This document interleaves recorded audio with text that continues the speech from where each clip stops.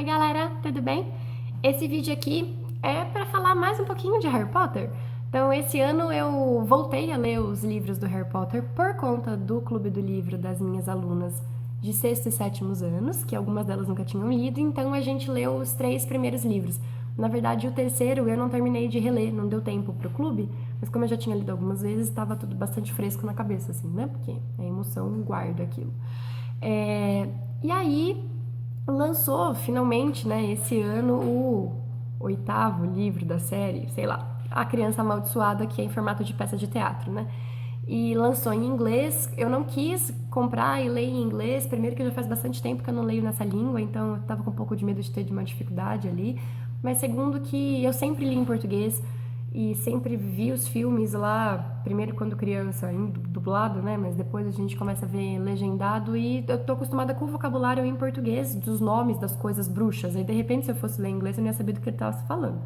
Então eu decidi esperar. Aí agora em outubro, que ele foi lançado, né, em língua portuguesa, eu fui comprar o livro e foi muito, muito bacana. Primeiro que sim, né? Eu não fui comprar, porque eu tenho uma parceria com a Roku, né? E, bom, foi nos dito que a gente ia, né, poder pedir o livro, né? E não pôde pedir nem esse, nem nada dos Animais Fantásticos. A Roku proibiu que a gente pedisse esses livros, sei lá, porque a demanda tá intensa. Aí eu fiquei um tanto quanto chateada, né? Porque, bom, que seja. Eu fui comprar, não precisei, porque meus alunos do Clube do Livro me deram de presente.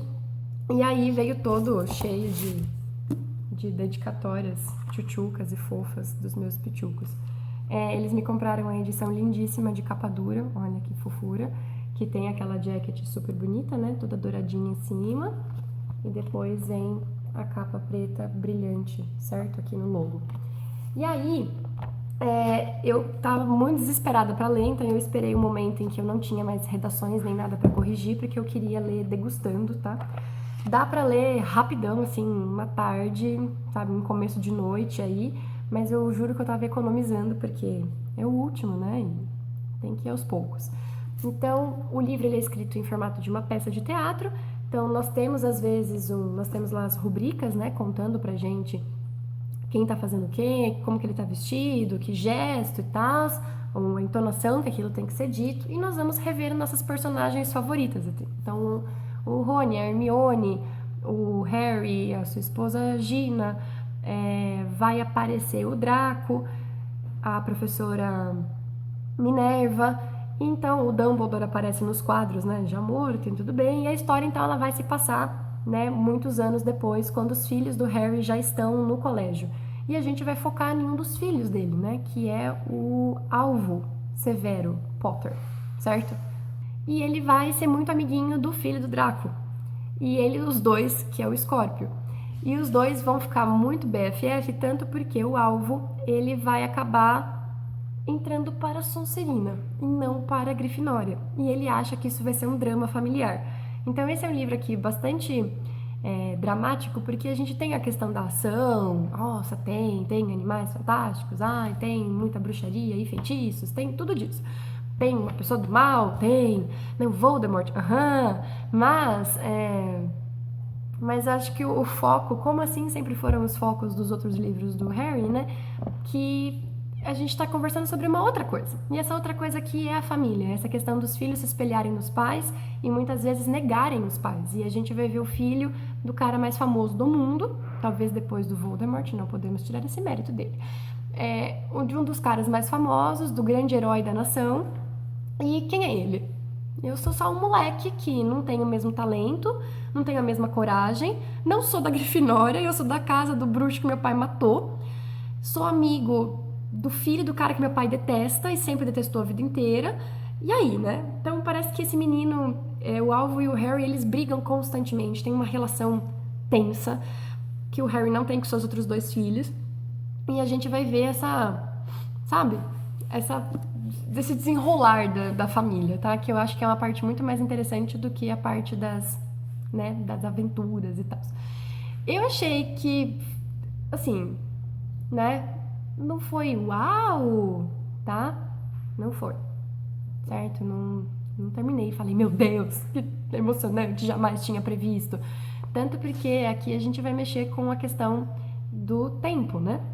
E quando a gente pensa no tempo e voltas no tempo, idas no tempo e essas coisas muito loucas, existem leis, né? Existem regras. E aí é até que um pouco previsível como as coisas vão acabar, conhecendo também a J.K. Rowling, né? A gente também sabe que não vai ser um desastre total, tipo George Martin, que mata todo mundo.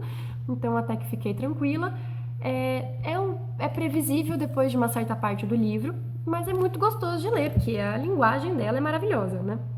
E aí, ai, ficou muito legal, porque a gente revisita algumas cenas importantes do Harry Potter, né, da saga de 7 livros, e ela vai contar de outras cenas que a gente sempre quis saber, a gente sempre quis estar lá, e ela nunca contou. E aqui algumas cenas voltam, assim, e são detalhadas pra gente de fatos marcantes na vida do Harry. Eu achei muito bacana, achei muito divertido. Quero muito assistir a peça de teatro. Se isso aqui depois virar um filme, nossa, com certeza, fã de carteirinha, vou lá assistir. Eu acho, assim, pelos vídeos que eu assisti da galera, todo mundo achou algumas inconsistências e incoerências aqui, mas aí todo mundo precisa ler pra gente poder conversar, mas tem alguns fatos que eu falo, mas essa pessoa não tinha morrido? E como assim ela tá presa? E como assim, sabe, tem algumas coisas que eu falei, mas espera, tá diferente. Mas, sabe, é amor. Eu não consigo julgar isso aqui fazendo uma crítica pertinente, sabe, pela nossa verossimilhança, nossa, a linguagem. Não, porque eu tô envolvida sentimentalmente com esse negócio. Eu não vou conseguir fazer uma crítica justa nunca, tá? Pra completar, a gente leu os contos de Beedle Bardo e foi o último clube do ano. Aí a gente leu juntas os 5 continhos que tem aqui, inclusive das Relíquias da Morte, certo? E eu achei divertidíssimo, assim, porque são fábulas que parecem, algumas delas lembram as nossos contos de fadas, por exemplo, tá? Mas aqui a gente tem a participação da mulher é muito mais ativa do que a mera princesa presa na torre esperando os anões virem salvá-la em cima do dragão, tá? A gente tem morais que não estão escritos com aquela frasezinha lá embaixo, sabe? Não é difícil de você captar nada, mas eu acho muito bacana a questão a bruxaria, né, realmente mágica que tira os nossos problemas, ou a gente tem a capacidade de enfrentá-los, tá? Tipo, para com essa coxinice aí de ficar achando que se o mundo tivesse magia, tudo seria perfeito.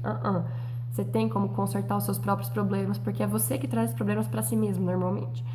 A gente tem a questão familiar sendo discutida aqui de novo, a questão da vingança, a questão do amor e o medo de se apaixonar, tanto que tem um dos contos aqui, que é o do Coração Peludo, que, assim, é digníssimo de um conto de terror do século XIX, assim, eu tava super imaginando o castelo mal assombrado e pessoas se matando e tal, isso foi muito legal. Eu adorei os contos de governantes bestas que querem parecer os maiorzudos para dominar a população. Tem coisas assim, gente, você não precisa conhecer Harry Potter para ler isso aqui e ser feliz, assim. Acho que a gente podia ler junto com os contos de fadas para as crianças alguns dos contos de Beedle Bardo que são muito legais. Mas acho que a minha parte favorita disso aqui é que a Rowling apresenta pra gente o livro dizendo que seria a Hermione que teria traduzido das runas antigas e que o Dumbledore teria feito comentários dos contos. Então vem os comentários dele embaixo, que são assim, comentários já para quem conhece a personalidade do Dumbledore depois de ter lido o 7º livro da saga Harry Potter, porque ele é bem ácido, preconceituoso algumas vezes. Ele fala uns negócios meio tensos, assim, sabe? E aí eu achei divertidíssimo, assim, de ver uma pessoa comentando aquilo e querendo pagar de ô gostoso de vez em quando. Achei genial. Acho que os livros podiam vir todos comentados por várias pessoas da área, porque seria sempre mais legal, tá? Bom, é isso, gente. 2 livros da saga Harry Potesca e a gente conversa lá embaixo nos comentários. Beijinho, gente. Tchau, tchau.